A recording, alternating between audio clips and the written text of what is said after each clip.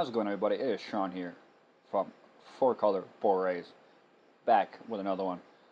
This is another haul video, a little bit of show off video um, from Wellsboro Comic Con 2025.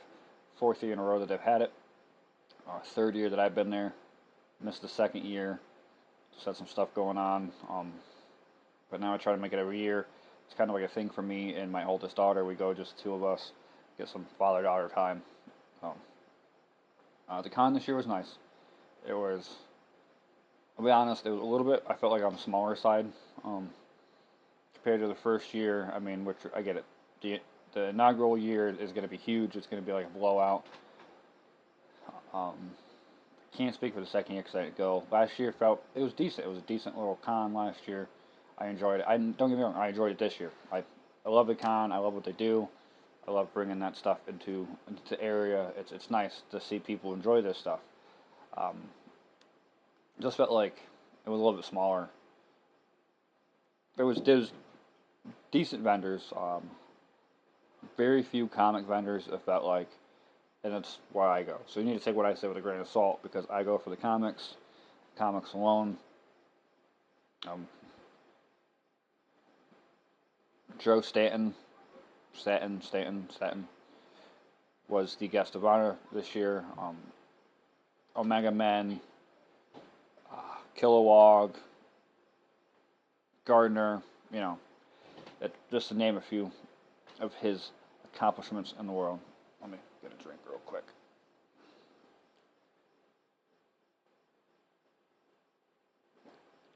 Something I did for another channel. Don't worry about it. Nasty stuff. But so it was a decent little show. In the Black Box Theater is where you're gonna find most of the comic e-vendors. There is a room upstairs that has your artist, heroes your mom threw out's always up there. I think it's JLL Collectibles. They were up there, but I spent most of my time in the Black Box Theater, and I was only there for maybe 2 hours. Real quick for me, in and out, kind of an ordeal.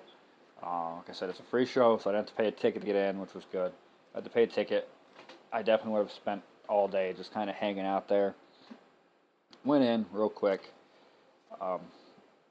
Two Bent Staples, one of the comic vendors there. The other one, I want to say, is like Mark Bryce. Probably getting that wrong. But he was another vendor there. And there was a third one that had like a small amount on his tables.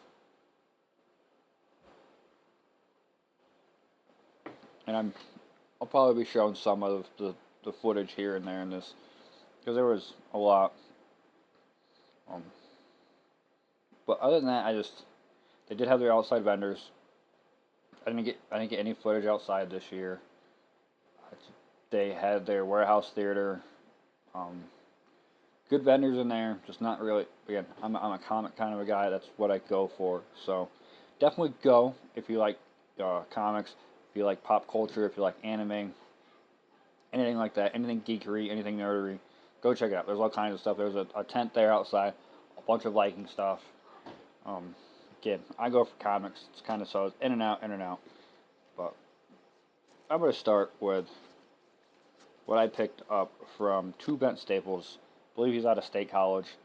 And I will say, all the books he had that I saw were beautiful books. He was telling me about some of the collections that he gets in. A lot of older stuff. He found one collection he got that had a bunch of 90s Disney comics in it. And it had like Barbie comics that I'd never seen before. I never knew Barbie comics were a thing. Which I may still have that picture. If I do, I'll post that up here somewhere. But it was, and I should have got it just for what it was, but I didn't. These first two I got were actually I picked up from my wife. This is from the Disney Comics line, and this is number 1 of 4. This is The Little Mermaid. Again, like I said, the covers, all of his covers, the color popped. They're all super crisp. I mean, there's a little bit of scuffs on some of the spines, but for the most part, everything I got off of him and everything he had in his stock is like pristine, beautiful. So what he's charging for prices is pretty close to what they should be getting. Um, $5 for this one, and then the second one I picked up for my wife was The Little Mermaid #1. So one was from the miniseries. This one is from their actual run. Again, like you're looking at 9.2s, maybe even 9.5s on some of these books. $5 for this one again. Now I didn't really end up paying everything. He did give me a deal, so this one I picked up because I saw the cover and I loved it. I thought this was a cool cover. I think it's gonna be an interesting story to read. And this is Mark Spector Moon Knight side by side with Shang-Chi, Master of Kung Fu #1, Marvel Special Edition. Again,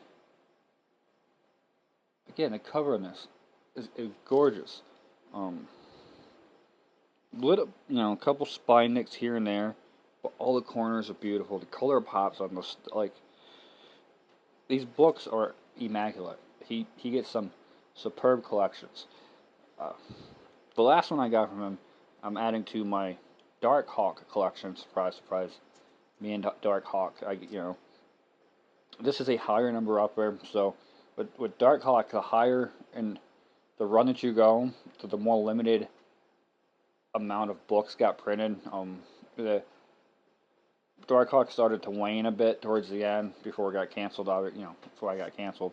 So, and this is Dark Hawk 47. Yeah, beautiful cover. A little bit, out of shapeness down towards the bottom, but everything on it is again good, pristine, and I'm glad to be getting the highest I've gotten. Other than that, has been 25. So I'm happy to get up into the higher numbers, start knocking some of them off.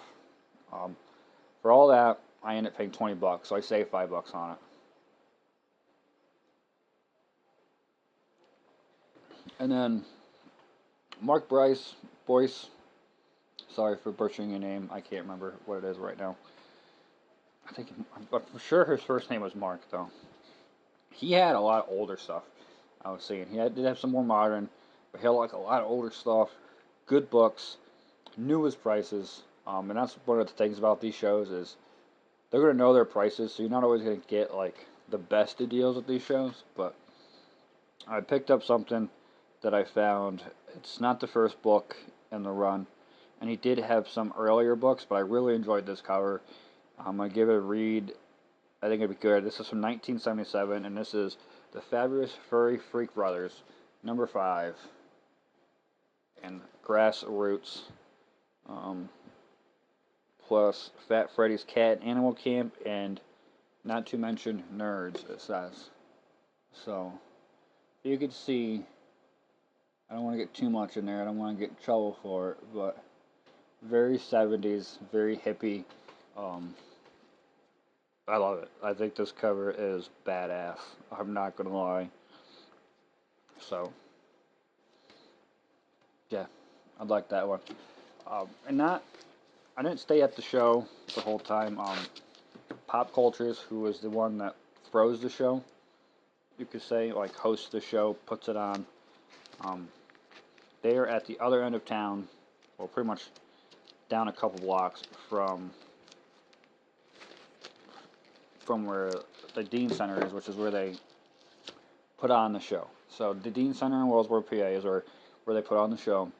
A couple blocks down on the corner is Pop Culture Shop. They're the ones that put this show on as a thank you to the community. So,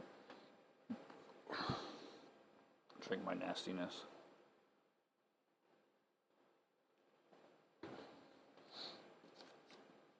Let's start with what I got. So, this book I actually picked up. I'm going to start with this one instead. Again, beautiful artwork on here. For what I paid, I'm not going to quit. So they had a deal going on for Comic Con. So they don't usually do really dollar books per se. They know what they got. They mark everything for what it should be. But they had a deal going on. So anything for $3 or $3.50, and under. That's what I was marked at, was $1 book. They made that $1 book, and then everything else was 20% off. So I didn't go crazy, crazy. I do have a spending limit, so I went crazy enough of what I could, and got some decent dollar books. This one I meant to pick up another one that went with this, and ended up grabbing another book, and you'll see why I misplaced. But this is Captain America number 404, Man and Wolf, part 3 of 6. But it is Cap fighting Wolverine on the cover. Friggin' amazing. Friggin' amazing. And look at the colors on that thing, man. It just pops. This one is the one that I grabbed. It was supposed to be part of this run that I grabbed. And I'm going to show you the picture of the cover, and while you can kind of see, like, when I was grabbing, my kid came up and talked to me. I looked back over. I just saw the top, and I pulled it out. This is Cap 417. And I'm going to post up around here the one that I thought it was, and you'll understand why. So, and then I got another Captain book after that. This is Captain America 396, Alone Against the All-New Jack-O-Lantern and the Menace of Blackwing. And again, mostly for the cover on this one. I'll give it a read, because I did start collecting Captain actually at the last con, so I decided to get some more. And Jack-O-Lantern, I don't really know too much about the character, but he makes some awesome covers when he's on, so that's why I picked that one up. I'm a lot in this video, and I apologize. Next one I picked up, definitely a super beater copy, super reader copy, but I went to see Fantastic Four in theaters, and Pops is pretty much right across the street from the theater in Wellsboro. And afterwards I came and I saw 1, 2, and 3 of this series. And if you've seen Fantastic Four, the reason I originally picked those 3 up is because the main cover, while it's not an exact pull from that movie, or that movie didn't pull it from that comic, is very, there's a scene in there that's on that cover that's like, okay, that's kind of why I got it. But it's Fantastic Four versus the X-Men number 4. Like I said, super beat up. They only had this marked for 99 cents anyways, so it was, not. I knew it wasn't going to be a spectacular book. Next one.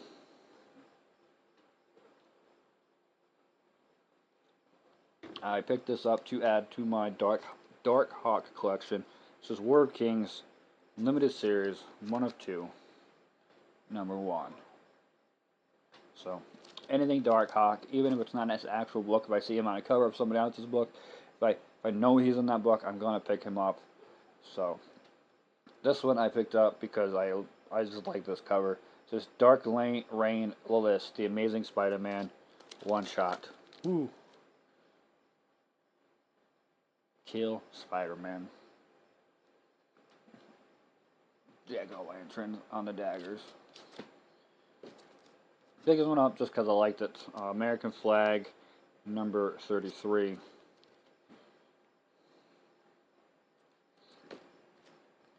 And then Green Hornet, number 5. 2 covers for it. This is the Green Hornet, done by Kevin Smith. And that's why I'm picking these up and all the covers that I can find. Then I also got Green Hornet, number 9. Every cover. Right, yep, okay, got them all. Just wanted to make sure I had them all the covers.